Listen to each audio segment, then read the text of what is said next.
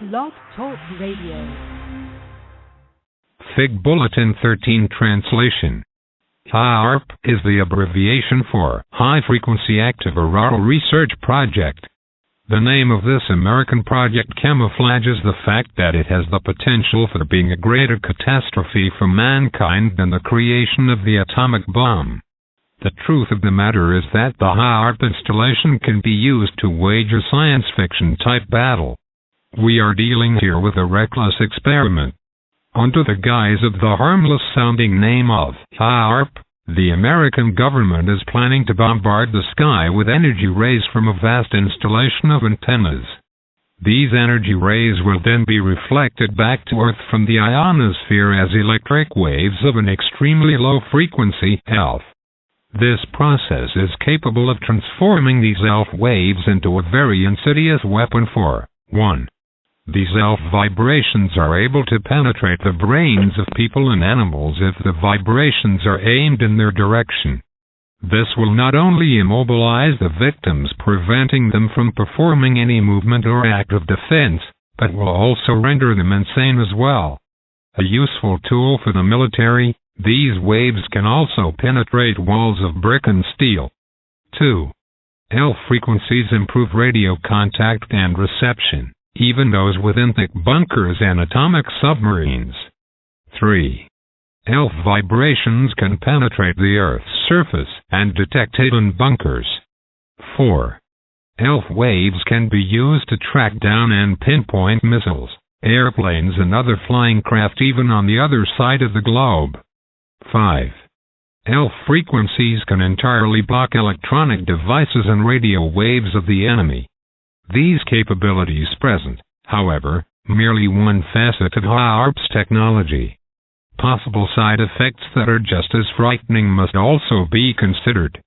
The fact is that, to date, no one completely understands how the ionosphere will react when it is impacted by these energy rays. We must bear in mind that the ionosphere is very fragile. Together with the ozone layer, it protects the planet Earth and all life forms from the deadly rays of outer space. It is definitely possible that the additional energy beams emitted by the HAARP program will not only disturb but actually destroy this sensitive system and the protective ozone layer. Of course, the various military groups and their scientists refuse to acknowledge this danger as they cheerfully assume that nothing is going to happen. Consequently, they are proceeding with the project despite the warnings, and, by the year 2003 there will be 180 antennas that will initiate this madness.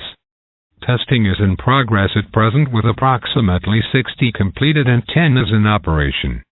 At the foothills of Alaska's mountain range, a forest of antennas is being built as a test site for radio warfare.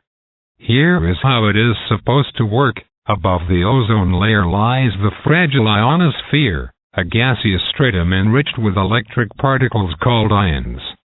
Scientists intend to heat up this ionosphere by using HAARP's powerful antennas so that bundled, high-frequency radio waves can be shot into designated areas of the ionosphere. In turn, this will create artificially curved ion clouds, which can function much like optical lenses. These lenses will be used to reflect the low-frequency ELF waves. These vibrations can be used to determine the fix of an airplane, for example, but they are also useful for other disturbing and deadly objectives. They can be aimed at other regions on the Earth's surface, depending on the angle at which the radio frequencies are reflected back from the ion lenses.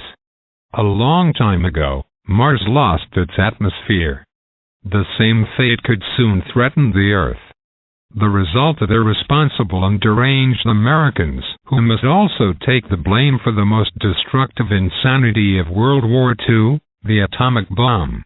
The United States government is trying to pacify everyone by claiming that HAARP represents a purely scientific experiment, but the truth is that HAARP camouflages an enormous ray weapon project. The antennas constitute a gigantic, new potential advantage for the military elite, while at the same time they present an immense potential danger for the entire planet and all of its life forms. The obligatory environmental study for the HAARP project warns of the possibility of changes to the ionosphere that could influence the ozone layer, among other things. Interestingly enough, this study was not done by the American Environmental Protection Agency (EPA), but rather by the United States Air Force and the United States Navy. It should not come as a surprise, then, that in reality, the American military intends bombarding the ozone layer and the ionosphere with this ray weapon. After all, the Americans have always wanted to be the greatest and most powerful nation on Earth. However, it is self-evident that blame cannot be placed on those American people who are against this program and who have sincere, positive human intentions. They are likewise not responsible for certain sickening elements who have the say, as well as the fact that other people are bound to jump on that group's bandwagon. In spite of all this, the question remains why such a risk is being knowingly undertaken with this kind of uncontrollable chain reaction within the confines of both the ozone layer and the ionosphere? The answer is twofold. 1. Job creation for the military, as well as participating large and small businesses. 2. HAARP is a money-generating entity which has inherent power from the implementation of its weaponry. HAARP technology can unleash a force which cannot even be remotely matched by any potential adversary. Until now, all nuclear attack scenarios included several nuclear explosive devices with high electromagnetic pulses, EMP, which were detonated at high altitudes. Using HAARP as a weapon, the same result can be achieved even without atomic energy. However, HAARP is capable of doing much more, for it can penetrate deep below the Earth's surface where, for example, oil deposits or the previously mentioned secret bunkers can be located. The fact that certain types of radiation are not only dangerous but actually deadly for human beings, plants and animals is simply accepted without scruples. Although HAARP can be utilized as a super radar device and, simultaneously, as a destructive device against flying craft, there exists no justification for jeopardizing the lives of all humanity, animals and plants, indeed the very existence of the planet. This fact seems irrelevant to the military elite, large corporation executives and the people with power within the United States government. On the contrary, these groups actually seem pleased they are neither violating agreements to discontinue nuclear testing, which hardly anyone follows anyway, nor the anti-ballistic defense systems or disarmament. They are furthermore pleased their criminal endeavors have escaped worldwide notice until now because their activities have been kept nearly a total secret, and because the general public is simply not paying attention to this situation. Ray guns and microwave wars are almost a reality, yet man cannot afford to lose the ozone layer or any other stratum enveloping the world, let alone his own life and that of the plants and animals. Humanity cannot afford to jab away at the atmosphere with gigantic gigawatt devices that gouge the Earth's surrounding atmospheres, let alone to disturb, even destroy their harmony. At the very least, the wounds inflicted to these atmospheres through this insanity will never heal and will put all earthly life into jeopardy, perhaps forever. Presently, the HAARP installation is only being used for modest testing, yet climatic disturbances are already occurring worldwide, which can no longer be disregarded. These facts do not seem to greatly trouble those people, or their followers, who are in charge of the HAARP program. They even deny that natural disasters now occurring on a global scale have anything to do with their dangerous experiments. The Pleiadians/Pleiadians insist, however, that there is indeed a direct link between the environmental pollution and destruction, and the global warming. Even though the HAARP tests are still at a low level, the program is already triggering floods, volcanic eruptions, earthquakes and stormy weather conditions.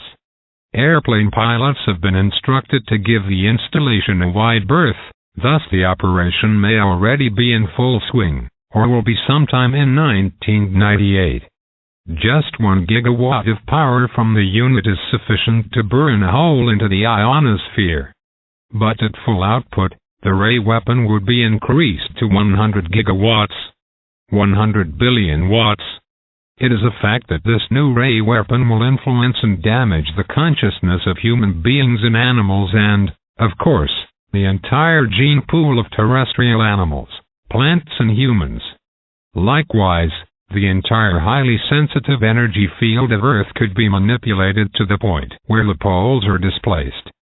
The bombardment of the ionosphere presents many dangerous, destructive and deadly possibilities, but those in charge do not give this matter even a second thought.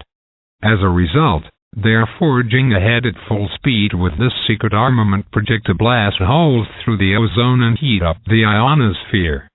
In 1945, American scientists, under the mandate of the United States government and military, detonated the first atomic bomb in recent history.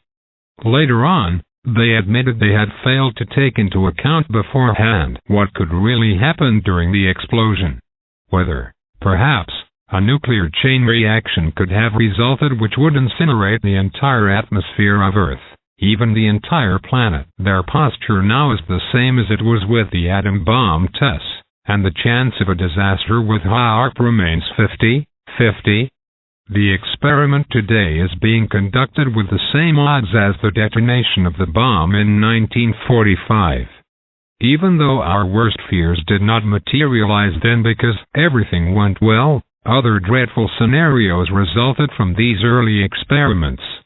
New bombs were built and dropped upon residential areas, killing hundreds of thousands of people. Untold numbers of people were mutilated by burns, and many descendants of the radioactively contaminated victims grew up resembling monsters rather than humans. Furthermore, huge territories were radioactively infected worldwide and have since become uninhabitable for many thousands of years. The contamination resulted from the testing of atomic bombs as well as their commercial use. As if this were not bad enough, atomic materials being used for peaceful purposes have claimed untold numbers of victims throughout the entire world by contamination through radiation, either accidentally, carelessly or with criminal intent. In these matters, America tops the list of offenders because the power-hungry people of that nation have sanctioned secret research criminally using radioactive treatment, medication, etc., on thousands of innocent people in numerous villages and towns. Unfortunately, they are not the only country doing this. While these facts have become at least partially common knowledge by now, they have yet to be fully uncovered. This type of research demonstrates such a lack of human compassion that we question whether they were, or still are, simply frightful, bloodthirsty and irresponsible monsters. The atom bomb, which has been and continues to be used for commercial purposes as a peaceful source of atomic energy, has induced unending pain, misery and irreparable worldwide harm. The destruction continues. In spite of this, the United States scientists are presently conducting and secretly planning a new atrocity against humanity, a highly controversial series of tests, which will launch a new, futuristic, destructive and deadly weapon system. This system may be as destructive and deadly as the atom bomb to the entire planet and all its life forms including mankind. The immediate result as well as the long-term results of this madness has the same uncertainty as that of 1945 when the first atomic bomb was exploded. Indeed, some shocked scientists want nothing to do with the entire matter. They have the opinion that life on Earth in its present form and the existence of the planet are being jeopardized once again by the actions of power-hungry people, particularly by the United States government and military. The HAARP program is considered one of the greatest threats to the ozone layer by those scientists who still possess a sense of responsibility. Moreover, the HAARP program can affect many aspects on Earth including its outer spheres and all life forms. The possibilities range from skin cancer to alterations in the climatic zones, from violent storms and droughts to floods, earthquakes and volcanic eruptions. It is obvious that all of this is a daily part of living even now, brought about by the insanity of overpopulation and its consequences like, for example, the destruction and pollution of our environment, resulting global warming and the shifting of weight in the Earth's upper layer. However, ongoing HAARP experiments have been to blame for some time now for climatic changes which, in turn, have triggered worldwide earthquakes, volcanic eruptions, floods and environmental catastrophes. Those in charge of the HAARP program deny, of course, that such testing is generating this turmoil. But the Pleiadians/Plagiarians categorically state that this is the case. They further contend that HAARP will cause so much destruction, pain, suffering and devastation in the future that neither nature nor any living thing will ever be able to return to a normal state of equilibrium. The long-term effects will negatively influence everything on Earth, and recovery will all but be impossible. For quite some time now, a worldwide hunt for ozone destroyers such as fluorochlorocarbons has been in progress, and rightly so. Yet American industry and government have obstructed many environmental issues and seem to be indifferent to the advancement and protection of life in general. This is proven by America's adherence to capital punishment, which is glorified by many of its citizens and mercilessly used. The same arbitrary disregard for human welfare by its power elite and their followers is exemplified by their acquisition of the new HAARP weaponry. Without consulting any other human inhabitants of this planet, their military is blasting dangerous holes into the fragile ionosphere and is thereby endangering all terrestrial life. These powerful people are taking it upon themselves to make these crucial decisions without concern for anything else other than their damned power madness and megalomania. The ionosphere will indeed be damaged and partly dissolved by the HAARP program, thereby allowing dangerous, unimpeded cosmic radiation to enter the Earth's atmosphere. This alone proves HAARP to be an irresponsible project. Such insanity can be seen in the annals of human history, but it is routinely hidden from the people. In 1958, for instance, 3 atom bombs were detonated in the atmosphere to influence the weather. Within 2 years following this stupid action, an entire series of climatic catastrophes resulted.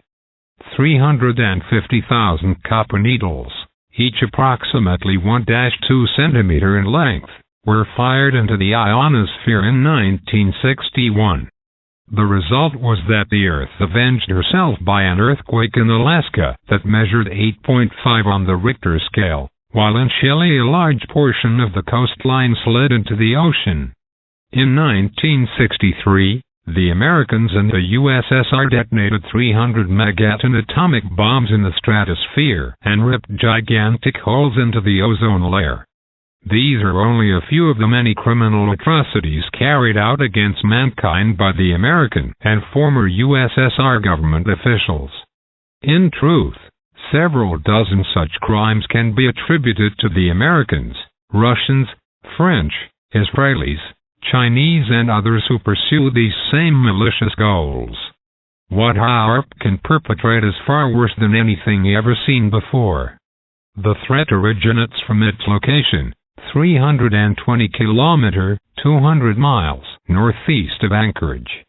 In this northern Alaska solitude, a forest of antennas, which will consist of 360 towers, 24 meters height, 72 feet, is being built from which the military will shoot bundled high-frequency rays into the ionosphere.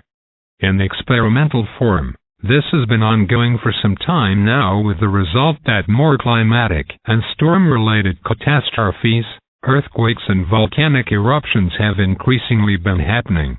The object of the experiments is to heat and partially displace the protective layer surrounding our planet. In the process, giant lenses are burned into the ionosphere with the intent of bouncing bundled ELF waves back to Earth. Bernard Estlund, an irresponsible student of Nikola Tesla (1856–1943), prepared the scientific groundwork for HAARP. He patented his work in 1985 under the menacing title, Method and Mechanism for Changing an Area of the Atmosphere, Ionosphere and/or the Magnetic Sphere of the Earth. This project turned out to be global vandalism because immense amounts of energy with gigawatts of power are shot into the outer spheres of the Earth. The current impact and future effects on this planet and all life forms, human, animal and plant, cannot be estimated in any way whatsoever. A few years after his invention, Eastland lost control of his patent when he developed financial problems.